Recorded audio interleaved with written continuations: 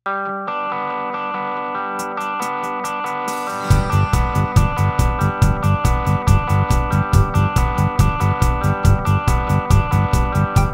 ko inaakala na ganito siya ka-sweet sa akin. Hindi totoo, hindi ko inaakala na sobrang sweet pala niya sa person, sa lahat.